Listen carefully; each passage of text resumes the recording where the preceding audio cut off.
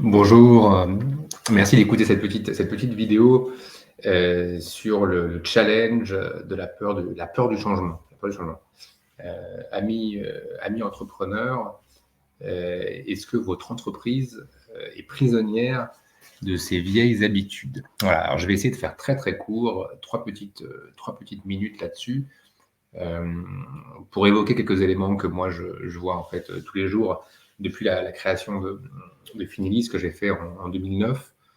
Donc depuis 2009, 15 ans dans l'outsourcing commercial, externalisation commerciale, notamment pour des éditeurs de logiciels français et étrangers, donc qui vendent en fait leur logiciel SaaS et leurs services dans des pays où se trouve la maison mère, la France, la Suisse, l'Espagne, etc., et qui en général distribuent sur des canaux directs et indirects, soit en direct, par exemple, à des banques, à des organismes financiers, à des compagnies d'assurance, soit en indirect, avec des cabinets de conseil, des intégrateurs, par exemple. Voilà.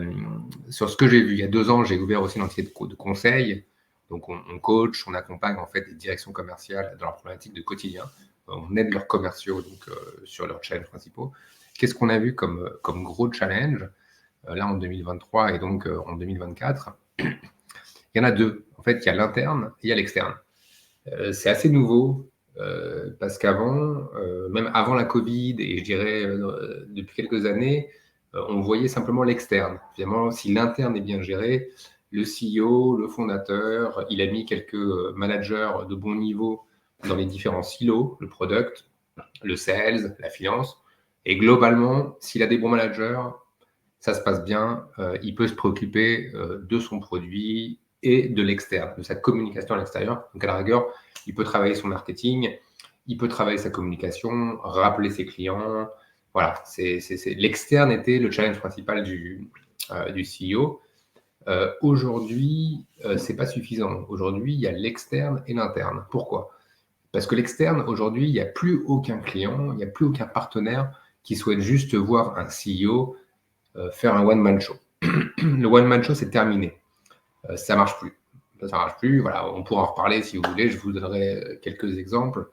Ça ne marche plus. Donc le CEO qui était concentré sur l'externe, sur ses relations de haut niveau avec ses anciens clients, ses prospects, etc., ça ne fonctionne plus. Voilà. Et l'interne, c'est devenu hyper compliqué parce que les silos doivent communiquer. Je parlerai de silos que je connais un peu mieux que d'autres. Je connais un petit peu la finance, je connais un petit peu la vente, un petit peu le marketing. La vente et le marketing doivent communiquer. Et un simple commercial doit s'assurer que son département vente et son département marketing communiquent. Sinon, ça ne fonctionne pas bien, c'est pas fait de façon efficace et efficiente. Voilà. Donc, deux gros challenges qui souvent fait que vous êtes un peu emprisonné dans vos vieilles habitudes. C'est que vous regardez l'externe comme le challenge principal. Les gros sujets à la mode, c'est le RH, j'arrive pas à recruter, c'est compliqué, mes équipes sont pas contentes. Ok, what's next? Qu'est-ce qu'il y a après?